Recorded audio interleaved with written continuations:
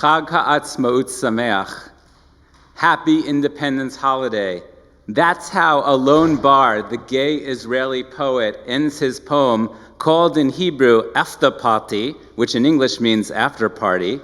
Through his poem and 3 other Hebrew poems by today's Israeli poets, we can explore what it means to mark Israel's birthday, something we do each year at CBST on Shabbat Atsma'ut. On a milestone birthday of my own a number of years ago, I said to my family that instead of receiving gifts, I would give gifts. To my then new brownstone Brooklyn apartment, I had my entire immediate family, mom, siblings and their spouses, nieces and nephews, aunt and uncle, over for a multi-course Shabbat dinner that I prepared. All of us gathered around my maternal grandmother's dining room table, which I inherited, a table that witnessed so many family celebrations and a fair amount of drama. That year, giving instead of receiving was for me one of the best birthday gifts ever. So when it comes to celebrating Israel's birthday, I think it can take a higher form if instead of focusing on what we give it in the form of unvarnished allegiance, we appreciate reflectively on what its 73 years has given. Because this is a synagogue, we should appreciate Israel in the way we do on all Jewish holidays, through the posing of essential questions, considering where we've been vis-a-vis our Jewish values, and toward striving for being better people, better Jews moving forward. Like my family around Grandma Libby's table, it's okay to bring up complicated memories to forge new directions for moving more lovingly as a Jewish and human family into the future. I'm beginning to pack up my belongings to relocate to Israel, as Rabbi Kleinbaum said, and become the new director of Hebrew Union College's first-year program in Jerusalem for new cantorial, education, and rabbinical students. Helping guide the training of new Jewish leaders so desperately needed for our fractured world is for me the most important thing I can imagine doing with my life right now. And I'm also looking forward to living in Israel for a host of reasons. Being physically closer to some of my best friends, getting involved directly in justice work over there that I've been supporting, eating excellent hummus more frequently, and being immersed in Hebrew culture, which to me is one of the greatest gifts to appreciate about Israel. The gift of Hebrew culture takes many forms, and modern Hebrew poetry is one of its most profound and my favorite. To celebrate a national culture, we can turn to poetry for self-reflection and renewal. As past U.S. poet laureate Tracy K. Smith says, I take solace in the fact that it's poems that we turn to in big moments of change, because poems are resourceful for finding terms that remind us of what we live with, but don't always bring into speech. This Shabbat, I offer gifts from a new generation of Hebrew poets through English translation to elevate this Yom HaAtzmaut into one of those big moments Smith describes. And the full poems are in the program, and you can look at them later.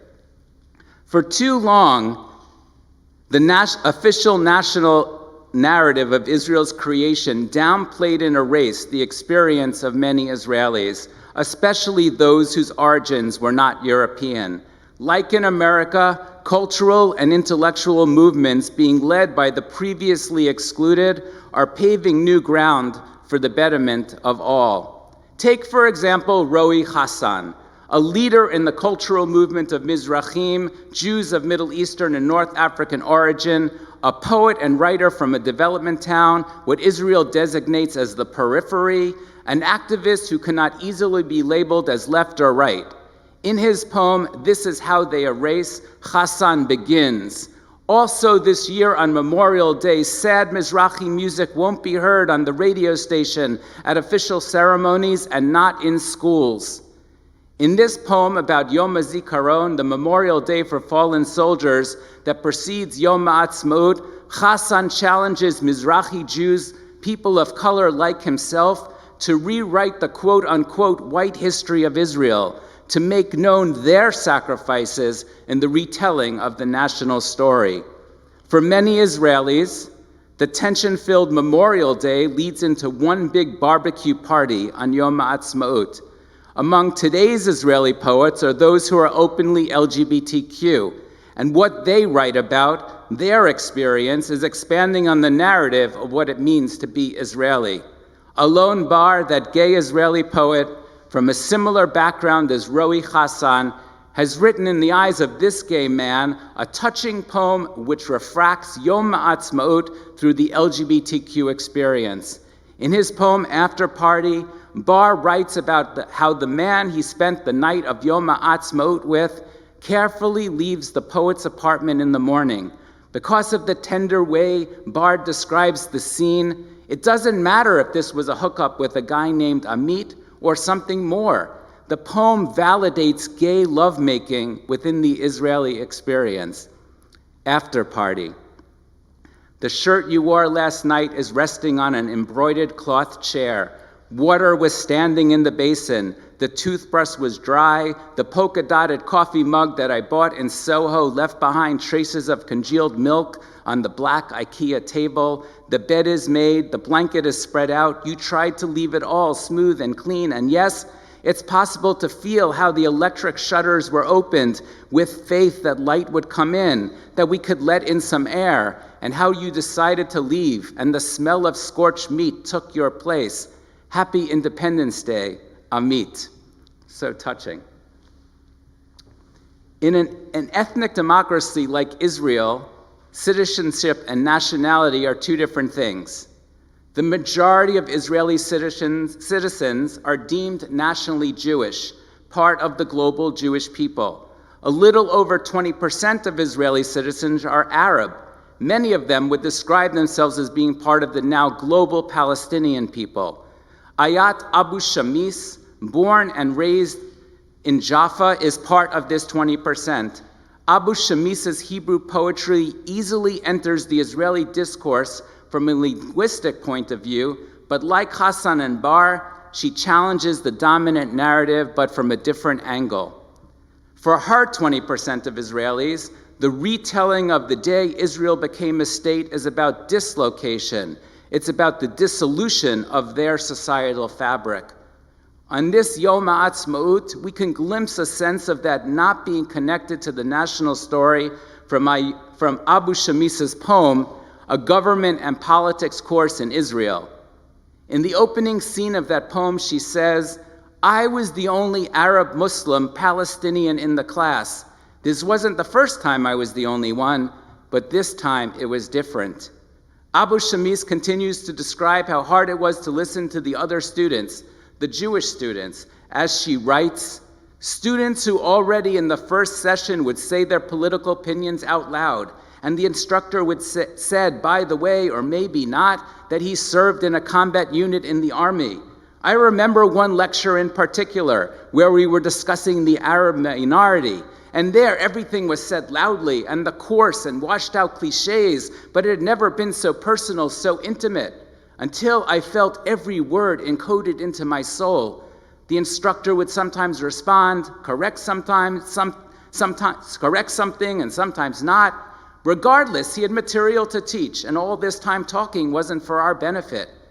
And I really just wanted the lecture to end in order to leave the class, to start my moped and return to Jaffa.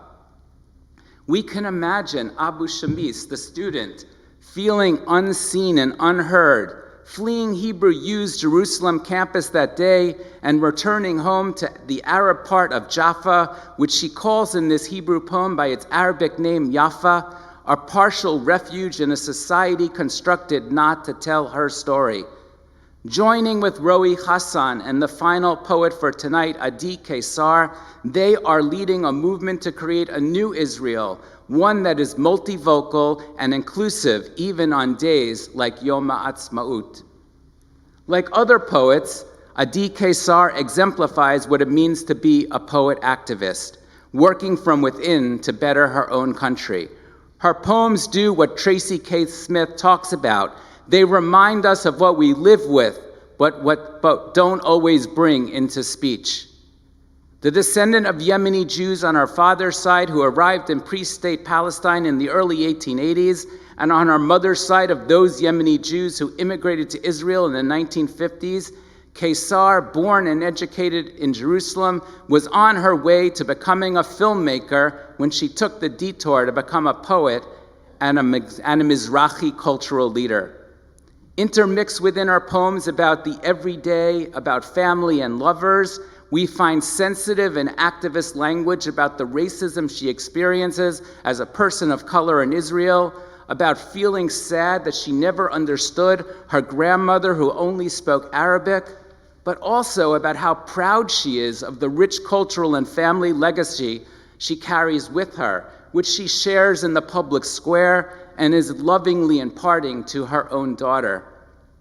Kesar's poem Chronicles speaks of the inner conflict that arises from the consciousness that the price for towing the line of the national narrative can be the loss of personal identity. I want to share this poem in its entirety. Chronicles. Because I loved history so much in high school, when everyone was trying to avoid the material for the matriculation exams, I volunteered to summarize all 5 of the immigration waves. In those very thick books, hardly was mentioned my great-grandfather Shalom Kassar, who arrived from Yemen to Jerusalem in 1882, and he stood in the neighborhood of Nachalat Shiva and read from a Torah scroll so that someone would invite him into a home on Friday before the start of the Sabbath, and so that they wouldn't be afraid that he is an Arab. I summarized the material, tens of pages about the Bilu and the pioneers and the kibbutzim, without knowing that with every line of my summary, I erased my grandfather, erased my family, erased line after line from the Torah scroll that he read aloud in Jerusalem in 1882. We don't know if Kesar's Middle Eastern-looking grandfather was invited in for Shabbat by the pre-state religious Ashkenazi Jewish community when he displayed his pride in being a religious Jew himself to gain entry. But over 100 years later, Kesar, as a high school student, is seemingly sitting on the inside, playing by the rules, and yet still fighting for admission. Tonight on this Shabbat Atzma'ut, it's Adi Kesar's words and the words of Roe Hassan, Alon Bar, and Ayat Abu Shamis that I offer as Israel's gifts to reimagining its more inclusive and welcoming future. Shabbat Shalom, Chag HaAtzma'ut Sameach, Lihitvarot v'Yisrael. I look forward to welcoming all my CBST friends to my new home in Jerusalem, but CBST will always be my home in New York, and I'll miss you all terribly. Shabbat Shalom.